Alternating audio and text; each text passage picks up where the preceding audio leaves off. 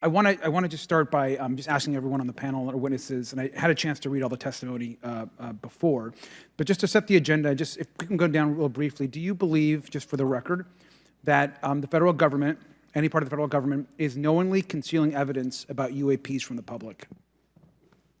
Yes, sir. 100%. Yes. Yes. Thank you. I also want to just go down the line. I know many of you have already said this, but I just, for the record again, just briefly, what do you believe UAPs could be or are? Strong evidence that they are non-human, higher intelligence.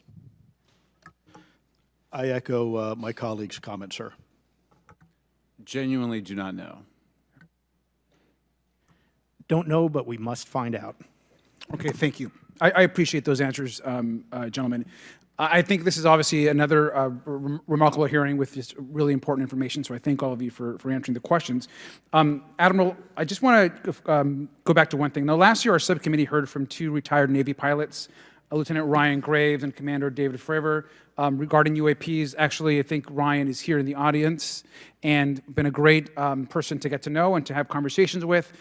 He, of course, has been involved in the Safe Airspace for Americans Act with Chairman Graves, with Chairwoman Mace for UAP reporting by civilian aviation personnel. Can you discuss briefly why it's important for civilian pilots to be able to report UAPs and why these legal protections are critical for our national security? Yes, Congressman, thank you. And I did invite Ryan Graves as my guest, as I'm on his advisory board for the Americans for Safe Aerospace, and the legislation that you supported and introduced, I fully support as well.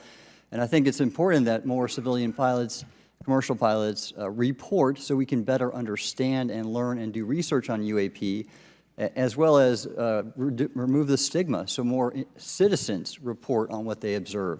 And also, it'll only contribute to aviation safety when we have a better understanding of where these UAP are, how they operate, and at what frequency and what capability level. So it's important for aviation safety, and it'll be important for moving science and research forward. Thank you, sir. And I just want to reiterate to my colleagues, I mean, this is a very bipartisan piece of legislation, and we just got to continue to get this through the Congress, and it's incredibly important that civilian pilots have the opportunity to safely report the UAPs that they are seeing or encountering in the air. And I can't express how critical this piece of what I believe is a larger collection of evidence and facts actually happened. We've been approached by pilots. I've talked to folks that have been engaged with our office and others, and there is still enormous stigma. And essentially, we don't have a system where folks are feeling free to be able to report what they're seeing. And so I just want to reiterate that advocacy. Mr. Gold, in your testimony, you discuss NASA's aviation safety reporting system, a confidential, non-punitive reporting mechanism.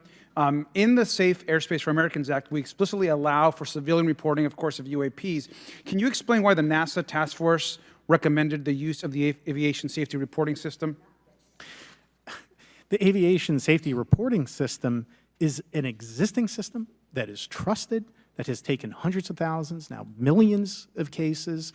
And again, recognizing budgetary constraints, this seemed like the perfect way to be able to gain more data. And when it comes to the stigma, sir, it's something that pilots are used to reporting on, that crew is used to reporting on. So it's a great way to get data, to overcome the stigma without spending really that much more additional money since the system exists. Thank you so much for your support of that. Thank you for what Ryan Graves does. This is a common sense means to expose the truth of UAP for the purpose of this hearing. Thank you. And I just want to also add, now earlier this year, as part of the House Defense Authorization Bill, the NDAA, I had filed an amendment to include the UAP Disclosure Act, which would create a UAP Records Review Board and exercise with exercise of eminent domain over UAP-related material, modeled actually on the JFK Assassination Records Collection Act, which is widely known. Now, the amendment was blocked, but thankfully the Senate included the amendment by Senator Rounds and Schumer for the UAP Disclosure Act. So I just again want to say that we should be pushing and ensuring